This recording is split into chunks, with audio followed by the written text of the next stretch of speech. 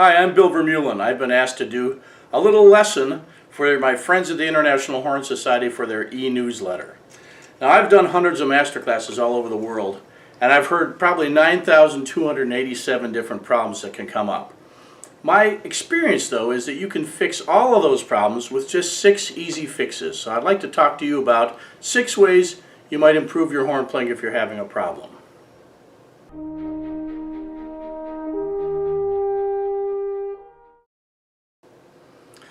The first and most important of the 6 fixes is knowing what your musical message and what your sound concept should be.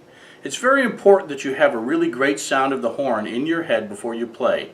You should know exactly what the note pitch is in your head, and you should also have a clear idea of what your musical message should be. It's very important to have this because that will actually fix more things than anything else. If you really have the art in your head and let it lead the craft, you can fix most problems on the horn.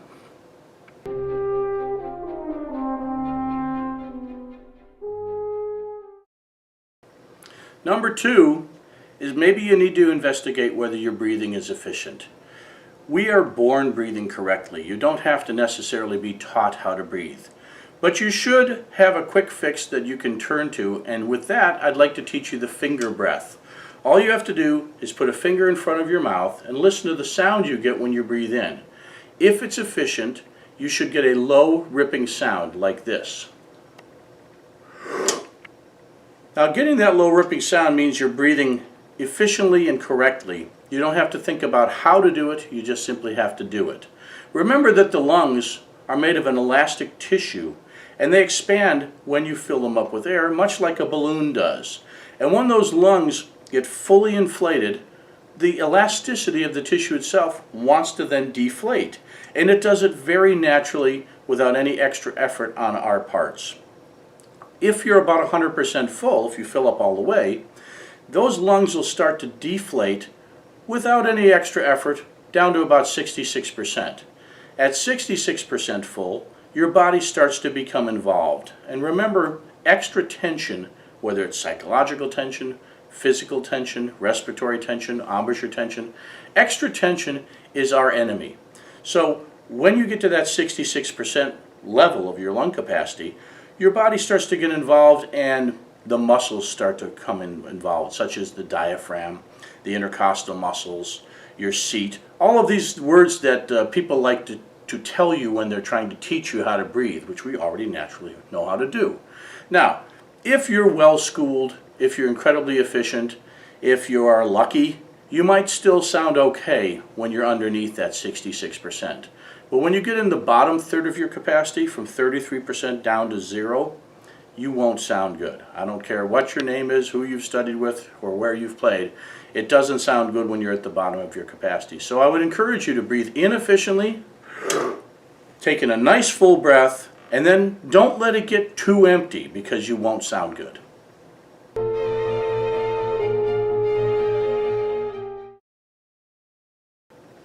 So far we've covered musical concept and breath.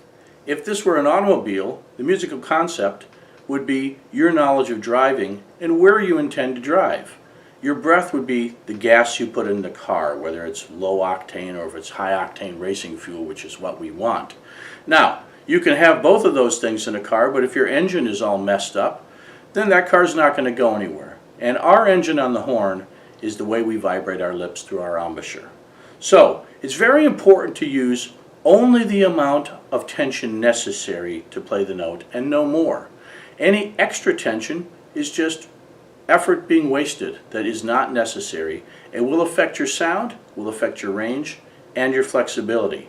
You can master the overtone series by just gently unfolding each overtone as you ascend and relaxing down as you descend, mastering this overtone path and learning how the horn wishes to vibrate. Remember, the horn is a fixed length of tubing. It has its own nodal points and acoustical places where the note wants to vibrate at its most beautiful and most pure. And it's very important that you allow the horn to do its job of vibrating and not try to tell the horn through undue lip tension where to put those notes. The horn will tell you. We must respect the tube, and each note will unfold naturally and efficiently.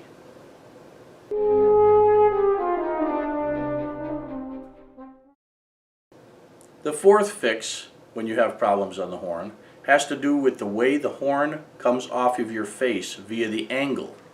What we've discovered over the years is that the angle of the airstream changes when you're playing a high note or a low note, or in the mid-range. It subtly changes as far as the degree of angle off your face.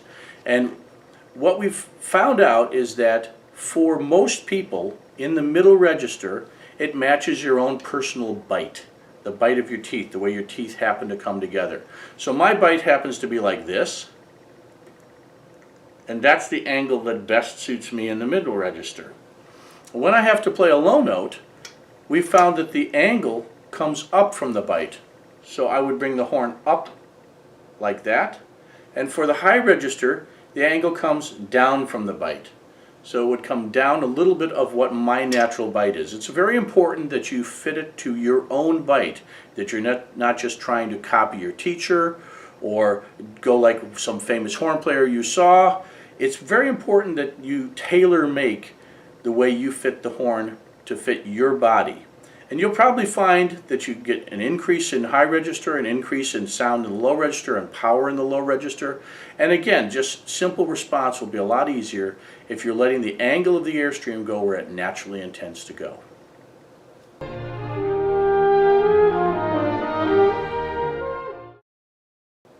Number 5 on our fixes for horn players is the shape of your oral cavity. This much we have learned from singers. If you have your mouth small, the tongue is up in your roof of your mouth, if your jaw is clenched too tight, you're not going to be able to get a good sound. It's important to have a resonant space inside of your mouth. I like to think that the sound we get is produced before it ever gets into the horn, and that the horn just amplifies and resonates what we're putting into it. So provided you have a really good sound concept in your head, if you're still having some problems, then perhaps it's the shape of your oral cavity. By and large, we want to use low vowels, the O vowels, and you want to keep that tongue down in your mouth and have yourself kissed forward a little bit to create a little bit more a concert hall environment in your mouth. You get to bring your own hall to your performance. So make sure your mouth is shaped in an appropriate way to best serve your sound.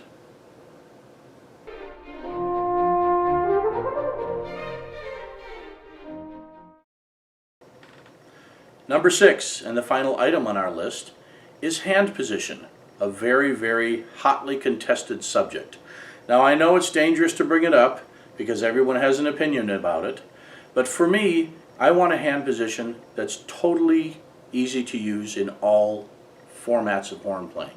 I want a hand position that I can easily hold the horn with, one that I can easily tune the horn with, one that I can go immediately to stopped horn, immediately to bells up, and I never have to move the hand. As such, what I do is I create a flat shelf to rest the bell on, and I have my hand open. It's not bent or curved too much at the knuckles. It's nice and open, forming a very small cup.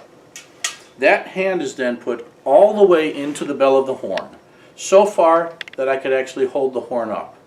I let it fall into my left hand, and what remains is a nice open hand position that bends slightly at the wrist rather than the knuckles. This position now, if you were to cover down, you would go immediately to stopped horn. If you want to tune the horn, you have variants of opening and closing to help tune, both on the outside and with the inside fingers as well if you wish. Then it also works perfectly for bells up. You can play on the leg, you can play off the leg. It works for everything you need to do on the horn, and that's what I want, because nothing as far as production is concerned is my concern. I want only to think about sound and music. Thus, the utilitarian hand position.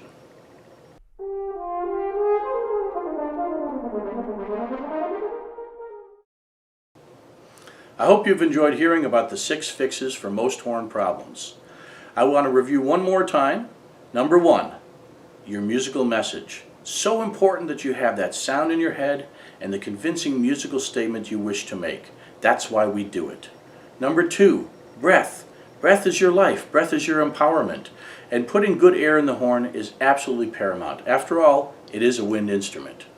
Number 3, the way you use your embouchure is akin to the way an engine runs in a car. You want to use a nice efficient engine using only the amount of lip tension necessary and no more. Number 4, the angle of the horn off of your face can dramatically change how your horn responds and the flexibility you get and even your range. So make sure that you've got a really good angle that matches your particular bite. Number 5, the oral cavity shape can dramatically change the sound of your instrument. So make sure you're bringing to your performance and to your sound an appropriately sized and shaped oral cavity to best match your tone color. And finally 6, make sure that you're not covering down what's a perfectly beautiful sound through an inefficient hand position. Happy horn playing.